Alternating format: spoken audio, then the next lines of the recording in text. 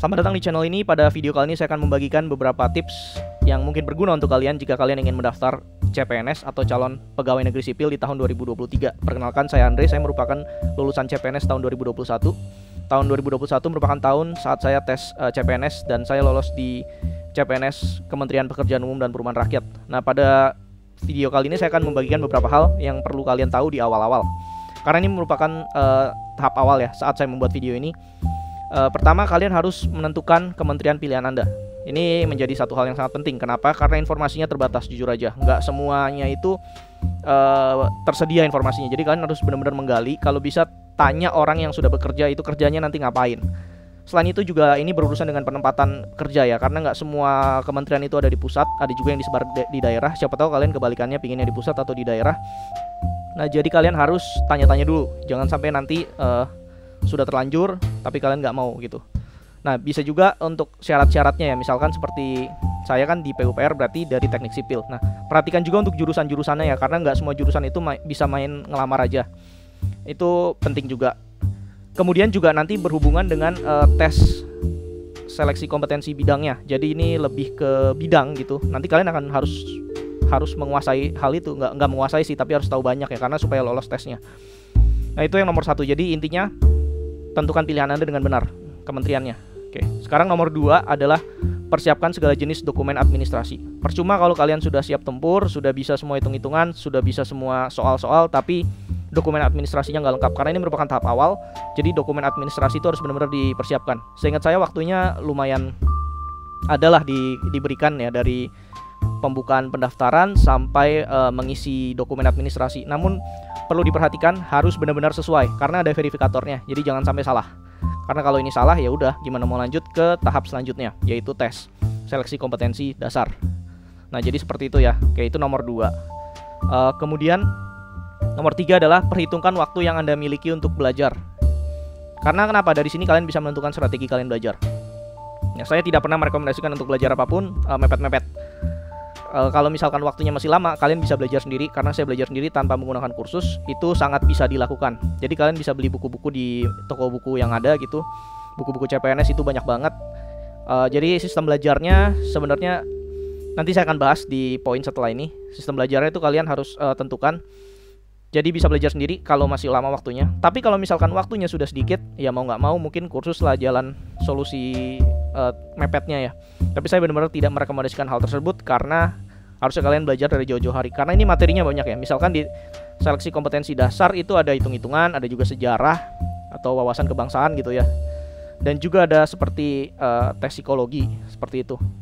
Nah, yang menurut saya agak menantang itu wawasan kebangsaan, karena itu ya jarang saya pelajari lah di pekerjaan sebelumnya, karena kan teknik sipil kan kebanyakan lebih ke hitung-hitungan. Justru kalau dihitung-hitungan itu lebih enak kalau menurut saya. Mungkin orang ada yang kebalikannya, ada juga yang mungkin dua-duanya mudah, ada juga yang mungkin dua-duanya agak sulit. Jadi kalian sesuaikan, kalian harus tahu diri kalian kelebihan dan kekurangannya di mana. Jadi belajarnya ya yang perlu kalian pelajari dengan baik gitu. Tapi jangan juga nganggap remeh di sisi yang mungkin kalian udah yakin banget kalian bisa. Hati-hati aja, tetap coba belajar. Cuman mungkin fokus atau konsentrasinya lebih ke yang kalian perlu untuk tingkatkan seperti itu ya. Karena ini nanti kalau tes itu menggunakan sistem komputer. Jadi menggunakan sistem komputer, selesai tes nilainya langsung keluar. Jadi seperti itu ya. Sekarang mungkin bisa dibilang lebih baik daripada yang sebelum-sebelumnya. Nah, jadi seperti itu. Nah, kemudian tips yang nomor 4 adalah belajar dan simulasi. Nah, ini strategi yang telah saya terapkan ya. Jadi saya bagi 2. Sebenarnya pertama belajar itu kalau kalian belum tahu. Misalkan seperti ya tes wawasan kebangsaan, ada cerita-cerita di zaman dulu yang saya belum hafal gitu. Nah, itu kan jadi saya harus belajar dulu. Nggak mungkin langsung kerjain simulasi. Kalau saya langsung kerjain simulasi ya gimana ceritanya. Nah, itu kalian belajar. Termasuk hitung-hitungan juga, kalau kalian baru tahu ini ada hitung-hitungan seperti ini ya, kalian belajar coba pelan-pelan kerjain soalnya gitu, dicontoh soalnya sampai pemikiran kalian bisa sama gitu. Kalian mendapat jawabannya dengan benar, ya sudah, berarti kalian bisa lanjut ke tahap selanjutnya, itu simulasi. Nah, simulasi ini merupakan tahap yang paling ampuh dalam belajar mau tes apapun itu ya. Nggak cuma buat CPNS ini, misalkan tes apa aja juga bisa, tes bahasa Inggris, IELTS segala macam. Itu simulasi, itu senjata utamanya. Karena dengan simulasi kalian membiasakan diri. Jadi kalian bisa karena biasa. Jadi maksudnya dengan simulasi itu adalah kalian seperti di ruang tes, misalkan dibatasin 1 jam, ya udah 1 jam kerjain apa adanya, nanti kalian nilai sendiri. Oh ternyata salahnya masih segini. Karena itu saya lakukan berkali-kali. Jadi sambil di waktu luang sambil dengerin musik, ya saya lakukan simulasi.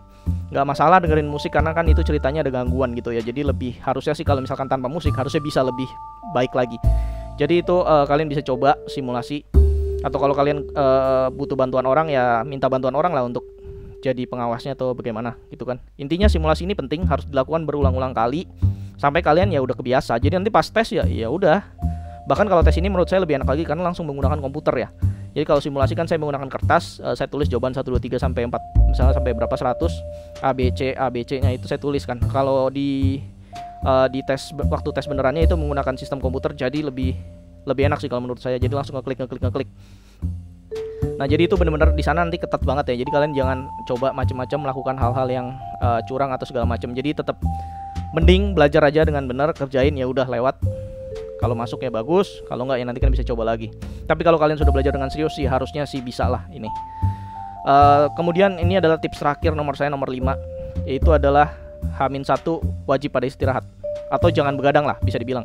Ini merupakan senjata saya biasa kalau misalkan ujian. Pengennya sih selalu seperti ini dan banyak sih beberapa yang seperti ini. Namun kalau waktunya terbatas ya tentu nggak bisa seperti ini. H-1 harus belajar, misalkan seperti di kuliah.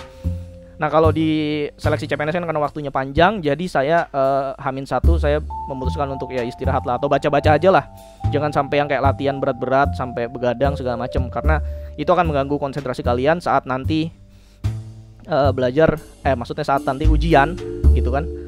Jadi ini kalian perlu mengatur kesehatan kalian juga. Apalagi jangan sampai sakit. Kalau sakit ya udah mau gimana, nggak bisa digantiin atau bisa ya dulu digantiin. Nggak tahu sih, seingat saya sih mending jangan lah. Mending jangan sakit. Terus kemudian ya misalkan untuk hitung-hitungan itu sangat berpengaruh ya kalau kalian ngantuk. Karena jika kalian ngantuk ya itu kalian bisa salah. Meskipun kalian udah bisa gitu loh. Karena ini pengalaman real dulu saya, bukan saat tes CPNS sih, waktu dulu sekolah pernah. Jadi saat hitung-hitungan itu begadang sebelumnya dan itu nilainya kacau gara-gara ya itu tidak fokus segala macam. Nah kemudian juga mungkin hafal-hafalan ya kalian butuh waktu lebih, yang boleh lah baca-baca. Nah itu alasan saya makanya boleh baca-baca. Nah jadi tadi merupakan 5 tips yang saya berikan ya. Pertama, sesuaikan kementerian pilihan. Kedua, persiapkan segala jenis dokumen administrasi. Ketiga, perhitungan waktu yang Anda miliki, tentukan strategi. Yang keempat, belajar dan simulasi. Yang kelima, H-1 wajib istirahat atau jangan begadang.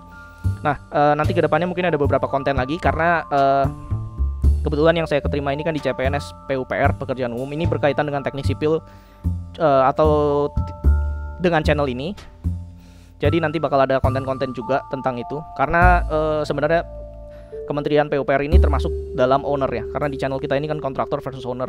Justru ini yang mengatur segala macam regulasinya, bukan cuma owner aja, regulator juga termasuk lah bisa dibilang. Nah nanti ya bakal ada konten-konten mengenai itu. Dan kalian jika ada pertanyaan boleh tulis di kolom komentar gitu, siapa tahu bisa saya bantu jawab ya.